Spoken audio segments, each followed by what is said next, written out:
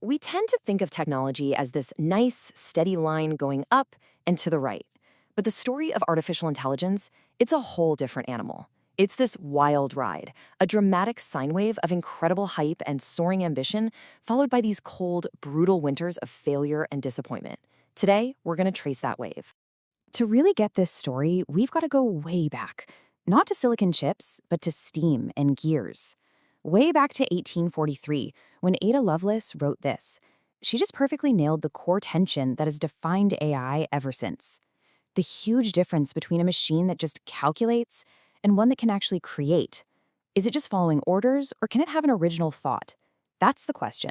And even before Lovelace, this dream of an artificial mind wasn't about computers. It was the stuff of myth and magic. People weren't thinking about spreadsheets. They were dreaming up tireless servants, powerful protectors, and, well, even friends. What's so cool is you can watch the dream evolve. It starts with things like the giant bronze Talos from Greek myth, this magical protector. But then you get Leonardo da Vinci actually sketching out a mechanical knight. The dream is shifting from magic to engineering, and by the 1700s, you have these incredible clockwork headgears that can write or draw. They're basically physical algorithms just following a set of rules, which sets the stage perfectly for the first real computer. Okay, let's jump ahead to the 20th century. This is where the dream gets a name and a whole lot of money. Welcome to the first AI summer, and man, was it optimistic. The core idea then was that intelligence wasn't really about learning, it was about pure logic, just manipulating symbols like words and numbers based on a giant rulebook you programmed in. And here it is, the birth certificate. The term artificial intelligence first appears in this 1955 proposal. And just listen to that goal. They figured that every single aspect of learning and intelligence could be described so precisely that a machine could do it. They honestly thought a handful of guys could make a huge dent in the problem in just one summer. The confidence was just off the charts. And that optimism was everywhere. This quote from Herbert Simon, one of the pioneers, says it all. By 1965, they were predicting that in just 20 years, machines would be able to do literally any job a human could. They weren't just hopeful, they thought human-level AI was right around the corner. And for a while, it really seemed like they were getting there. Take this program called SHRDLU. It was amazing. You could tell it in plain English to move virtual blocks around, and it would understand and do it. But, and this is a big but, it only worked inside its tiny little block world. It was a genius in its sandbox, but if you showed it a newspaper, it was completely lost. It couldn't scale to the real world. This brings me to one of the most famous stories from this era. It's like a perfect parable for the pitfalls of AI. So the US Army had an idea. Let's use a neural network, an early kind of AI, to automatically spot camouflaged tanks in photos. Sounds smart, right? So how did they do it? The plan was super simple. They gave the AI 2 stacks of pictures. One stack had tanks hiding in the trees, the other was just trees. The AI's job? Learn the difference. And when they tested it, it worked perfectly. 100% accurate. It never missed a tank. It never called a tree a tank. On paper, it was an absolute, flawless success. But then they tried it on a new set of photos, and it failed miserably. The 100% accuracy just vanished. So the billion-dollar question was, if it hadn't learned to see tanks, what on earth had it learned to see? It had learned to see cloudy days. Yeah, it turned out, completely by accident, that all the pictures with tanks were taken on gray, overcast days, and all the pictures of the empty forest taken on bright, sunny days.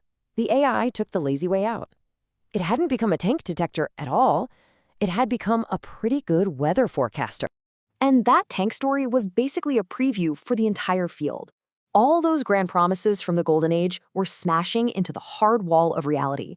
The funding was about to freeze solid. The first great AI winter was here. So what went wrong? Well, a bunch of things at once. They hit the common sense wall. Turns out you can't just program all of human knowledge. It's too vast. Then came the political hits, a really harsh government report in the UK, massive funding cuts in the US, and then the final nail in the coffin. A book came out that mathematically proved those early neural networks were a dead end, killing that whole area of research for years. But AI didn't disappear. It just reinvented itself. In the 1980s, it came back, but this time it was way more practical. The new thinking was, okay, forget about creating a general genius. What if we create a super specialized expert? And that kicked off a new, more corporate-friendly summer based on these expert systems. And for a while, this worked spectacularly. These systems weren't trying to be human. They were just computer programs that held all the knowledge of one specific expert. You had systems diagnosing diseases, systems finding millions of dollars worth of minerals. One system was saving a company $25 million a year. AI was finally making real money. But you can probably see the pattern here. This summer ended too. The problem was these expert systems were brittle. Ask them something slightly outside their narrow expertise, and they would just break. They were also incredibly expensive to build.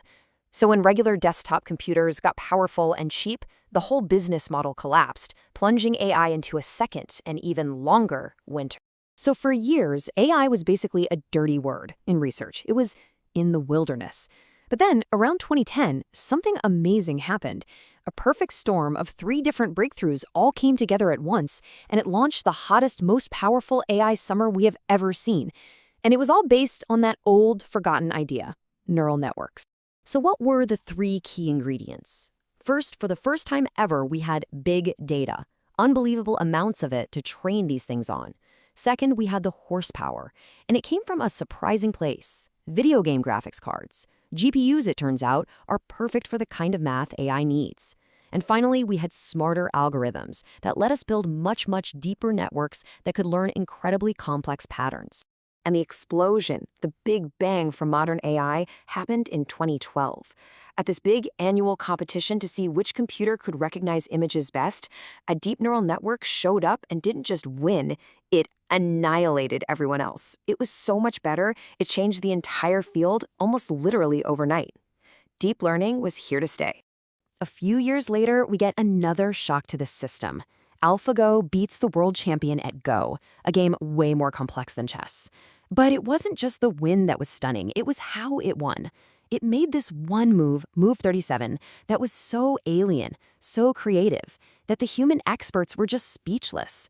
This wasn't just a machine crunching numbers. It felt like intuition. This table is a great way to sum up the whole journey. We started with the lawyer AI, following strict logical rules. Then there was a period of the accountant AI, just calculating probabilities. And now we're in the era of the artist or the child. It's learning by finding patterns, intuitively, in ways we can't always explain. And that is the revolution. We stopped trying to program intelligence line by line and started building systems that could learn it themselves. Which brings us right back to where we started. The story of AI isn't some straight shot to the moon. It's this cycle, this rhythm. Every summer is born from a new big idea, and every winter happens when we hit the limits of that idea. Each peak of hype gives way to a valley of disappointment, but every single time the field learns something crucial and comes back even stronger. For decades, we were building tools, things to automate tasks. But now, especially with generative AI, it feels different. It feels like we're moving beyond building tools and starting to build partners. And maybe the biggest question of all is, as we create these more and more powerful mirrors of our own intelligence, what are they ultimately going to show us about ourselves?